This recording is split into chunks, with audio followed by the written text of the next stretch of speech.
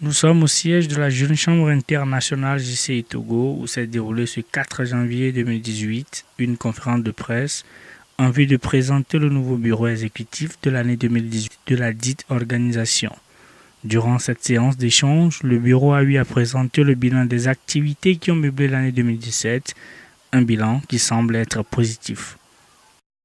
En 2017, nous avons eu à mener plusieurs activités à la Jeune Chambre internationale Togo, notamment notre rentrée solennelle au mois de janvier. Au mois d'avril, nous avons eu le Conseil national de la Jeune Chambre internationale à mi-parcours. Nous avons eu à participer à la conférence Afrique et Moyen-Orient qui s'est déroulée à Johannesburg, en Afrique du Sud. Ensuite, nous avons eu la Convention nationale de la Jeune Chambre internationale Togo au mois d'octobre, une convention au cours de laquelle nous avons eu justement à aider le nouveau bureau que nous avons le plaisir de conduire. Entre-temps, également sur des aspects projets, il y a eu plusieurs projets qui ont été rendus par les organisations locales. Pour ne citer que le projet Zéro grossesse en milieu scolaire rendu par la Jeune Chambre internationale de Fort-Boyard. Le bureau mandaté pour l'année 2018 a profité de l'occasion pour déballer son projet, un projet qui est en grande partie dominé par des activités à caractère environnemental, ce que nous explique le président national de la JCI. Le projet de ce mandat est un projet, comme vous l'avez constaté, aujourd'hui le phénomène du changement climatique est un phénomène qui touche toute la planète entière. Il n'y a pas encore très longtemps, les chefs d'État et de gouvernement se sont retrouvés pour discuter des financements justement de la lutte contre le changement climatique. Ici, nous, jeunes en Afrique, parce qu'aujourd'hui, quand on le dit, l'Afrique est, on va dire, le continent qui est le plus impacté, on va dire, par ces changements climatiques. Et donc, forcément, il était question que nous, membres de la Jeune Chambre internationale Togo, nous soyons conscients que nous avons notre part à jouer.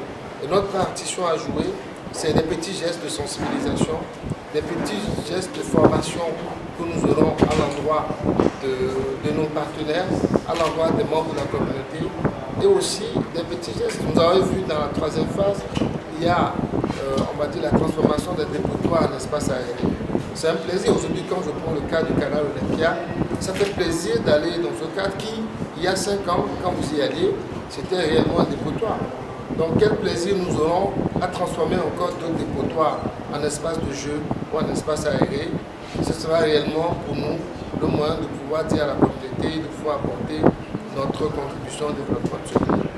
Après la présentation du thème et du logo du mandat de l'année 2018, les participants à la conférence de presse ont eu l'occasion d'échanger avec le bureau en place, un échange durant lequel la question sur les personnes qui pensent adhérer à la Jeune Chambre internationale a été évoquée.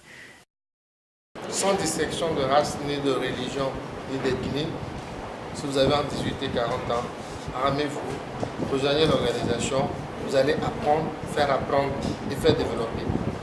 À travers cela, c'est pour dire que nous sommes ouverts à tout jeune qui veut apporter sa contribution à travers ses compétences professionnelles, humaines, pour pouvoir justement aider d'autres jeunes à apprendre et à se former, à se développer.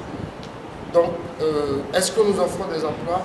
La Jeune Chambre est une organisation associative qui mène et rend des projets. Nous n'avons pas d'emploi. Maintenant, si à travers le rendu de ces projets, des jeunes se manifestent et qu'à travers des partenariats que nous avons, et certaines institutions vont à des jeunes des compétences et veulent les recruter dans nos organisations,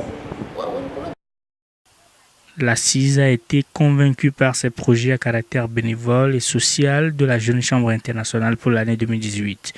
Le président national de la JCI a profité de cette séance pour présenter ses vœux au peuple togolais.